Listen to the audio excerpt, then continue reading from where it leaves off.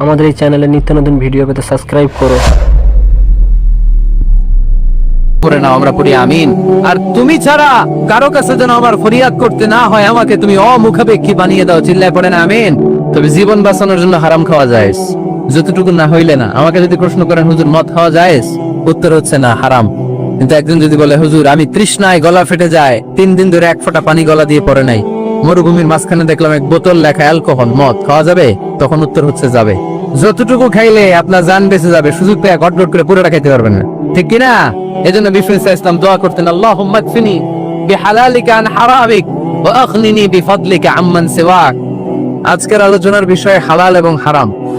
আলোচনার বিষয় হালাল এবং হারাম, দুই রাস্তা। হালাল চলে গেছে এইদিকে, হারাম গেছে এইদিকে। আমরা যাব কোন দিকে? ডান দিকে। হালাল খুব বরকতময়, হালালে বরকত বেশি, হারামে বরকত নাই। বিশ্বাস করেন, 1 কোটি টাকা ইনকাম মাসে। কয় কোটি? এরকম লোক আছে না কস ভাই? বাংলাদেশে আছে না? 1 কোটি টাকা ইনকাম, কোটি টাকা ইনকাম তার। কিন্তু বছরে কোটি কোটি টাকা তার ইনকাম, 1 মাসে ইনকাম 1 কোটি টাকা। কিন্তু দেখা যায় মাসে একটা হসপিটাল বিল পরিশোধ করতে তার চলে যায় 50 লাখ টাকা। আছে না নাই? ওয়াইফের ক্যান্সার, যার নেই কোনো অ্যান্সার। ছেলে ইয়াবা খায়, ওরে দেয়া লাগে 20 লাখ। বাড়ি ভাড়া, খাওয়া দাওয়া ইত্যাদি খরচ শেষে দেখা যায় মাস শেষে আরো 20 লাখ ঋণের মধ্যে পড়ে আছে না নাই? কিন্তু মাসে ইনকাম ছিল কত? 1 কোটি। কিন্তু মাস শেষে দেখা যায় 20 লক্ষ টাকা ঋণের বোঝায় চাপা পড়ে আছে। আর রিক্সাওয়ালা, ওর বেতন নাই, যা পারে ইনকাম করে প্রতিদিন। মাসে অন অ্যান এভারেজ তার ইনকাম 5000। কয় হাজার? 1000 চলে যায় ওর যে সুপ্রির বেড়া, ওই বাড়ির ভাড়া দিতে। 1000 চলে যায় ওর খাওয়া, 1000 চলে যায় চিকিৎসা, 1000 চলে যায় ছেলেমেয়েদের পড়াশোনা, আনুষঙ্গিক আরো 500, মাস শেষে আরো থেকে যায় 500। 1 কোটি টাকা ইনকাম করেও 20 লক্ষ টাকা ঋণের বোঝায় চাপা পড়ে আছে। আর 5000 টাকা ইনকাম, মাস শেষে কত থাকে? 500। কারণ ওর পুরো ইনকামটাই হালাল। ওর পুরো ইনকামটা কি? আর হালালে বরকত ঢুকায় দিছে কে? হারামে কোনো বরকত আছে? আওয়াজ করে বলেন তো, গরু খাওয়া হালাল না হারাম? কুকুর খাওয়া? কুরবানিতে কি জবাই হয়? সুন্নতে খাতনার অনুষ্ঠানে, বিয়ের অনুষ্ঠানে, প্রতিদিন কসাইয়ের দোকানে, কোথাও কুকুর জবাই হয়? গরু বা গাভী বছরে বাচ্চা দেয় কয়টা? একটা। আর কুকুর দেয় কয়টা? 7টা, 10টা, 11টা। জন্ম নিয়ন্ত্রণ নাই তো, দেদারসে দিচ্ছে, ফ্যামিলি প্ল্যানিং নাই তো। দেখেন, গরু বাচ্চা দিল কম, কুকুর বাচ্চা দিল বেশি। গরু জবাই হয় বেশি, কুকুর জবাই হয় না। গরু আমরা খাই বেশি, কুকুর খাই না। তারপরেও কসবায় গরু বেশি না কুকুর বেশি? আওয়াজ করে বলতে হবে, গরু না কুকুর? কারণ গরু খাওয়া হালাল, আর হালালে বরকত ঢুকায় দিছে কে? এজন্য দ্য ডিসিশন ইজ ইয়োরস, সিদ্ধান্ত আপনার। কই যাবেন, ডানে না বায়ে? হালালের সাথে না হারামের সাথে? হালালটা হচ্ছে পরিবেশ বান্ধব। হালালটা কি? Eco friendly. এটা পরিবেশ বান্ধব, এটা স্বাস্থ্যকর, এটা রুচিসম্মত, এটার মধ্যে কোনো ঝামেলা নাই, এটাতে কোনো ভেজাল নাই। হালালে থাকলেই লাভ, যদিও অল্প। সুবহানাল্লাহ পড়েন। এজন্য রাব্বুল আলামিন বলেন, ইয়া আইয়ুহান নাসু কুলু মিম্মা ফিল আরদি হালালান তাইয়্যিবা ওয়া লা তাত্তাবিউ খুতুওয়াতিশ শাইতান ইন্নাহু লাকুম আদুউম মুবিন। ও মানুষেরা, শোনো শোনো, এই জমিনের ভেতরে যেটাকে আমি হালাল করেছি, যেটাকে আমি পবিত্র করেছি, ওইটা খাও, ওইটা গ্রহণ করো। হারাম খেও না, হারাম অর্জন করো না, হারামের কাছেও যেও না। শয়তানের পদাঙ্ক অনুসরণ করো না। জেনে রেখো, শয়তান হলো তোমাদের প্রকাশ্য দুশমন, ঠিক কিনা? আদুউম মুবিন। শয়তান আমাদের প্রকাশ্য দুশমন। সে হারামকে আমাদের কাছে চাকচিক্যময় করে তুলে। সে বুঝাতে চায় হারামের মধ্যে আরাম। আসলে হারামে আরাম আছে, হালালের মধ্যে বরকত। এজন্য আমরা সবসময় হালাল অবলম্বন করবো। রাজি আছেন তো? কিন্তু আমরা যদি আমাদেরকে প্রশ্ন করি, আমাদের ব্যবসায়, আমাদের চাকরিতে, আমাদের লাইফ লিডিং সিস্টেমে আমরা কি শুধু হালাল খাই? হালালও খাই, সুযোগ পাইলে একটু যদি পাই অমনি ধরে ঘাপুস ঘুপুস।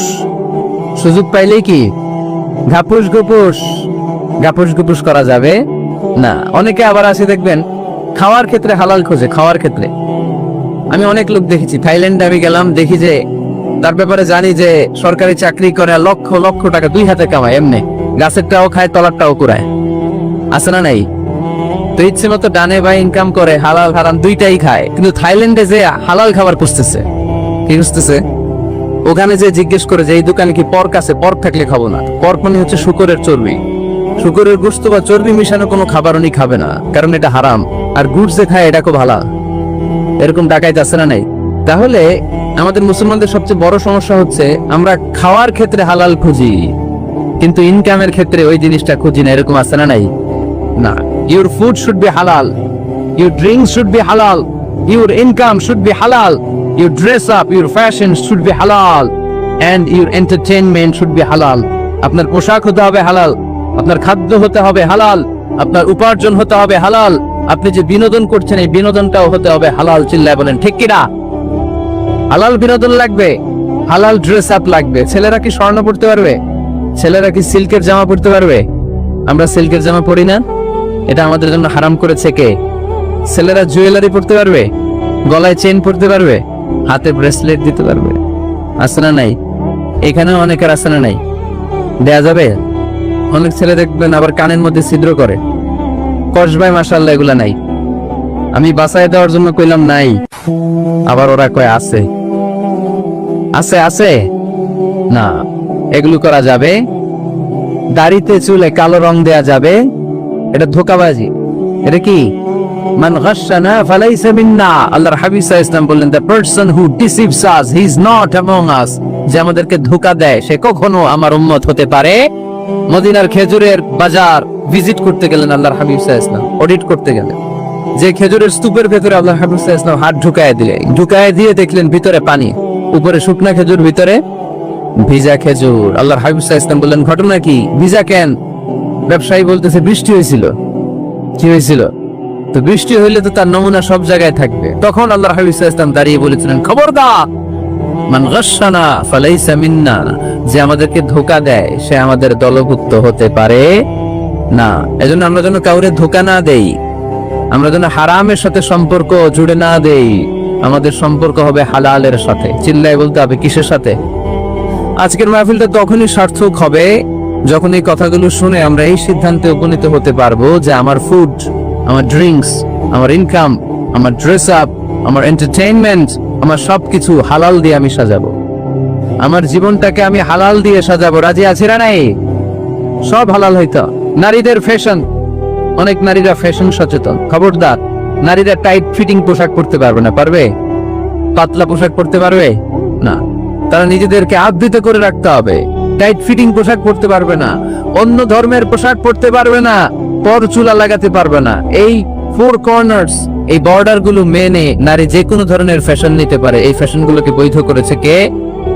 এজন্য রাব্বুল আলামিন বলেন, ইয়া আইয়ুহান নাসু কুলু মিম্মা ফিল আরদি হালালান তাইয়্যিবা ওয়া লা তাত্তাবিউ খুতুওয়াতিশ শাইতান ইন্নাহু লাকুম আদুউম মুবিন। সুবহানাল্লাহ পড়ে। ওহে মানুষেরা, এই জমিনে যেটা পবিত্র আর হালাল বলে আমি ঘোষণা দিয়েছি সেটা খাও, কারণ সেটাতেই বরকত। আর শয়তানের পদাঙ্ক অনুসরণ করো না, কারণ শয়তান তোমাদের প্রকাশ্য শত্রু। কথাটা বলেছেন কে? তাহলে আমরা হালালের পক্ষে না বিপক্ষে? এই আপনাদের গলার আওয়াজ। হালালের পক্ষে না বিপক্ষে? হারামের পক্ষে না বিপক্ষে? আমরা আমাদের জীবনটা হালাল দিয়ে সাজাতে চাই কি চাই না? কারণ হালালে বরকত ঢুকায় দিছে কে? কিভাবে আপনার জীবনের প্রতিটি অঙ্গনকে হালাল দিয়ে সাজাবেন? কিভাবে এই হারাম থেকে বেঁচে থাকবেন? এর কিছু মূলনীতি আছে, some principles, you have to follow it. এই প্রিন্সিপাল গুলো যদি খেয়াল করেন তাহলে হালাল দিয়ে জীবন সাজানো সহজ। আর এই প্রিন্সিপালে, মূলনীতিতে যদি ভেজাল লাগাই দেন তাহলে সব জায়গায় ভেজাল আছে না নাই? আজকে এই চমৎকার দুপুরে আমরা হালাল হারামের মূলনীতির ব্যাপারে কয়েকটি কথা শুনে বিদায় নিব ইনশাআল্লাহ। পরে হালাল এবং হারামের প্রথম মূলনীতি হচ্ছে আল আসলু ফিল আশিয়াই আল ইবাহা। মূলত সব কিছু পৃথিবীতে যা দেখি, যা পাওয়া যায়, খাবার দাবার যাই হোক না কেন, মৌলিকভাবে সবকিছু হালাল। যুবক ছেলেরা বুঝে যাও, কান দুটো খরগোশের কানের মতো খাড়া কর। আমি সহজ করে বুঝাবার চেষ্টা করব, যদিও সহজ করে বুঝানো সহজ না। সহজ করে কইতে আমায় কহজে, সহজ করে যায় না কওয়া সহজে, ঠিক কিনা? তারপর আমি চেষ্টা করছি সহজ করে বোঝানোর। খুব সহজ। আর দিন ইউসরুন লা উসরা ফি, দিন সহজ, এর মধ্যে কাঠিন্যতা নাই। মন জয় করার চারটা বাক্য আল্লাহর হাবিব সাল্লাল্লাহু আলাইহি ওয়াসাল্লাম আমাদেরকে শিখিয়ে গিয়েছেন। বাশিরু ওয়ালা তুনাফিরু, ইয়াসসিরু ওয়ালা তুআসসিরু, সহজ করে উপস্থাপন করো, কঠিন করো না। মানুষকে দিনের প্রতি আকৃষ্ট করো, দিন থেকে ভাগিয়ে দিও না। আমরা অনেকে দিন থেকে ভাগায় দেই, আছে না নাই? এক ছেলে হিন্দু হয়েছে, হিন্দু থেকে মুসলমান হয়েছে, আগে ছিল হিন্দু, এখন দেখে এই ছেলেরে কি সুন্নি মুসলমান বানাবে, না ওয়াহাবি বানাবে, না আহলে হাদিস বানাবে, না হানাফি বানাবে, এই নিয়ে কিলাকিলি, আছে না নাই? কি বিপদ! সে আগে হিন্দু আসছিলাম, এটাই তো ভালো আসছিল। মুসলমান হওয়ার পরে এর ভয় দেখানো শুরু করছে, এই খবরদার, নামাজ রোজা যাকাত হজ সব লাগবে, হারাম খাওয়া যাবে না, এটা নাই ইসলাম, এটা নাই, ওইটা নাই, ওইটা নাই, হিন্দু কইতে আমিও নাই, এরকম হয় না? খবরদার, আল্লাহ ছাড় দিতে চায়, মৌলবীরা ছাড় দেয় না, আছে না নাই? তো আমরা যেন কঠিন না করি। হালাল হারামের প্রথম মূলনীতি হচ্ছে basically everything in this world is হালাল। এই পৃথিবীতে যা আছে সবই হালাল। সব কি? সব হালাল, সব হালাল, সবই হালাল, অল্প কিছু হারাম। সুবহানাল্লাহ পড়ে। যদি এমন হইতো এই পৃথিবীতে যা আছে সবই হারাম, অল্প কিছু হালাল, খুব ভালো হইতো, তাই না? সুবিধা হইতো আমাদের। আমাদের সুবিধা করে দিলেন কে? বেসিকলি এভরিথিং ইজ হালাল, পৃথিবীর সবকিছু হালাল। আপনারা যদি কেউ কিছু বলে যে এটা কি হালাল না হারাম, আপনি হুট করে বলবেন আগেই বলবো হালাল। যদি হারামের দলিল পাওয়া যায় তখন বলবো হারাম, ঠিক কি না? আমাকে যদি বলেন এটা হালাল না হারাম, আমি যদি বলি হালাল, আপনি যদি বলেন দলিল দেন, এটা আপনি ভুল বলবেন। কারণ কোনো কিছু হালাল করতে হলে দলিল লাগে না। কোনো কিছুকে হালাল বলে সাব্যস্ত করতে দলিল লাগে না। হারাম বলে যদি সাব্যস্ত করতে চান তখন দলিল লাগবে, তাও তেনা পেছানো দলিল দিয়ে হবে না, যেন তেন দলিল দিয়ে হবে, অকাট্য দলিল, এটাকে বলে আল আদিল্লা আল কাতঈয়া। অকাট্য দলিল লাগে কোনো জিনিসকে হারাম সাব্যস্ত করতে হলে। তাহলে এই যে আমাদের জন্য আল্লাহ সহজ করে দিলেন, সবকিছু বেসিকলি হালাল, যতক্ষণ না এটা হারাম হওয়ার ব্যাপারে দলিল পাওয়া যায়। এজন্য হারাম হারাম জিকির না করে জিকিরটা চেঞ্জ করে করতে হবে হালাল হালাল। কথা বলেন ঠিক কিনা? জিকির দুই ধরনের আছে। জিকির কয় ধরনের? একটা জিকির হচ্ছে হারাম হারাম হারাম, একদলের কাছে সবই হারাম। একটা সময় এদেশের কিছু আলেম সমাজ ইংরেজিকে হারাম বলতো, ইংরেজি শিক্ষা করাকে কি বলতো? সময়ের বিবর্তনে এটা এখন হালাল। এখন এটা কি? হালাল। একটা সময়ে আলেম সমাজের কিছু অংশ রাজনীতি করাকে হারাম বলতো। কথা কি বুঝতেছেন? এখন এটা কি? হালাল হয়ে গেছে। ইসলামী ব্যাংকিং কে হারাম বলতো একটা সময়, যে না কোনো ফিনান্সিয়াল ট্রানজাকশন এই সিস্টেমে ব্যাংকিং এটা ইসলামে জায়েজ না, এটা হারাম হারাম, কারণ ওদের জিকির কি? কথা কয় না। হারাম হারাম হচ্ছে এদের জিকির। একটা সময় ইসলামিক ব্যাংকিং হারাম ছিল, এখন এটা কি হয়ে গেছে? তার মানে এখনো অনেক কিছু এদের কাছে হারাম। সময়ের বিবর্তনে, কালের আবর্তনে এদের মুখ দিয়ে এগুলো একদিন হালাল হয়ে বের হবে। চিল্লায় বলেন ঠিক কি না? এজন্য এই পৃথিবীর সবকিছু মূলত হালাল, যতক্ষণ না হারাম হওয়ার ব্যাপারে দলিল না পাওয়া যায়। হারাম করতে হলে দলিল লাগে, হালাল বানানোর জন্য দলিল লাগে না। আবার যেন তেন কোনো দলিল দিয়ে, ঠুনকো কোনো দলিল দিয়ে কোনো জিনিসকে হারাম করা যায় না। হারাম করতে হলে অকাট্য দলিলের প্রয়োজন হয়। কথা বুঝতে পেরেছেন? প্রথম মূলনীতি ক্লিয়ার সবার কাছে? আল্লাহর হাবিব সাল্লাল্লাহু আলাইহি ওয়াসাল্লাম বলতেন হালাকাল মুতানাত্তিউন, যারা মুতানাত্তিউন তাদের ধ্বংস, তাদের উপর আল্লাহ লানাত। সাহাবারা বললেন ইয়া রাসূলুল্লাহ, ইয়া হাবিবাল্লাহ, মান হুমুল মুতানাত্তিউন? মুতানাত্তিউন কারা, যাদের উপর আপনি লানত দিলেন, যাদের ধ্বংসের কথা বললেন? বিশ্বনবী বললেন আল্লাহর দেয়া হালাল বিষয়কে যারা সমাজের মধ্যে হারাম বলে প্রচার করে তারাই হলো সমাজের মুতানাত্তিউন। নাউজুবিল্লাহ পড়ুন। قل من حرم زينة الله التي أخرج لعباده والطيبات من الرزق। এজন্য আল্লাহ ডেকে বললেন খবরদার, কে আছে সমাজের মধ্যে আমার দেয়া হালাল সাজসজ্জাগুলোকে, পবিত্র জিনিসগুলোকে হারাম বলে ফতুয়া তুলে, তাদের উপর আমার লানত। খবরদার, আল্লাহ যেটাকে হালাল বলছে এটাকে হারাম বলার স্পর্ধা দেখাবেন। এটাকে হারাম বলা যাবে? তাহলে প্রথম মূলনীতি কি সবাই বুঝতে পারছেন? বুঝতে পেরেছেন? এই দুনিয়াতে বেসিকলি সবকিছু কি? আওয়াজ করে বলেন। আর হালাল প্রমাণ করতে দলিল লাগে। কি প্রমাণ করতে দলিল লাগে? হারাম। এজন্য আমাদের জিকিরটা একটু চেঞ্জ করে দিবাম। আমরা হারাম হারাম না বলে কি বলবো? হালাল হালাল, যখনই দলিল পাবো তখন জিকির শুরু করব হারাম। কথা বুঝে নাই বোধহয়? দলিল পাওয়ার আগ পর্যন্ত সব কি? আরো জোরে বলেন। দলিল পাওয়ার পরে সেটা হয়ে যাবে হারাম। প্রথম মূলনীতি ক্লিয়ার? সবার কাছে ক্লিয়ার? কষ্ট হইতেছে? শেষ করে দিব, আরো কয়েক মিনিট শুনবেন? আচ্ছা, দ্বিতীয় মূলনীতি হচ্ছে হালাল হচ্ছে আনলিমিটেড। হালাল কি? কথা বলেন। আনলিমিটেড। আর হারাম হচ্ছে লিমিটেড। হারাম হচ্ছে সসীম, হালাল হচ্ছে অসীম। হালাল গুণে শেষ করা যায় না, কিন্তু হারাম গুণে শেষ করা যায়। সুবহানাল্লাহ পড়তে পারলেন না? যদি এমন হইতো হারাম আনলিমিটেড, সবই হারাম, আর হালাল হচ্ছে লিমিটেড, হালাল গুণা যায়, এমন যদি হইতো আমাদের জন্য কঠিন হয়ে যেত না? আমাদের জন্য এটাকে সহজ করে দিলেন কে? দেখেন কোরআনে যত জায়গায় আল্লাহ হালালের ঘোষণা দিয়েছেন, আল্লাহ ব্যাপকভাবে দিয়েছেন। আল্লাহ বলেছেন উহিল্লা লাকুম বাহিমাতুল আনআম, এই পৃথিবীতে যত গবাদি পশু আছে সব খাওয়া হালাল, ইল্লা মা ইউতলা আলাইকুম, তবে হাতে গোনা অল্প কয়েকটা ছাড়া, যেগুলো এখনই তোমাদেরকে তেলাওয়াত করে শোনানো হবে। পড়েন সুবহানাল্লাহ। আবার আল্লাহ বললেন উহিল্লা লাকুম সাইদুল বাহরি ওয়া তাআমু, সাগরের মধ্যে যত প্রাণী পাওয়া যায়, মাছ পাওয়া যায়, কাঁকড়া পাওয়া যায়, সব খাওয়াকে হালাল করে দিলেন কে? সাগরে যত ধরনের প্রাণী আছে, কাঁকড়া বলেন, তিমি বলেন, যা বলেন, সব হালাল, হাতে কোনো অল্প কয়েকটা ছাড়া। সুবহানাল্লাহ পড়েন। তার মানে যখনই আল্লাহ তাআলা হালালের ঘোষণা দেন, আল্লাহ তাআলা এটাকে ব্যাপকভাবে ঘোষণা দেন। আর যখনই আল্লাহ হারামের ঘোষণা দেন কোরআনের ভেতরে, তখন আল্লাহ গুনে গুনে দেন। কিভাবে দেন? হুররিমাত আলাইকুমুল মাইতাতু ওয়াদ-দামু ওয়া লাহমুল খিনজির ওয়া মা উহিল্লা লিগাইরিল্লাহি বিহি ওয়াল মুনখানিকাতু ওয়াল মাওখুযাতু ওয়াল মুতারাদ্দিয়াতু ওয়ান নাতিহা, গুনে গুনে দিয়েছেন। সুবহানাল্লাহ পড়েন। যখন আল্লাহ বললেন হালাল, তখন বললেন চার পাওয়ালা যত জন্তু আছে হালাল, অল্প কয়েকটা ছাড়া। যখন ঘোষণা দিলেন হালালের, আল্লাহ বললেন সাগরের ভেতরে যত প্রাণী পাওয়া যায় সব খাওয়া হালাল, অল্প কয়েকটা ছাড়া। কিন্তু হারামের ঘোষণা যখন আল্লাহ কোরআনে দিলেন, তখন ব্যাপকভাবে দেয় নাই, গুনে গুনে দিছেন। রক্ত খাওয়া হারাম, মরা প্রাণী খাওয়া হারাম, শূকর খাওয়া হারাম, আল্লাহর নাম ছাড়া অন্য কোন নামে বলি দেওয়া হয়েছে এরকম প্রাণী খাওয়া হারাম, সিংহের গুতা খেয়ে কোনো প্রাণী মারা গেছে ওইটা হারাম।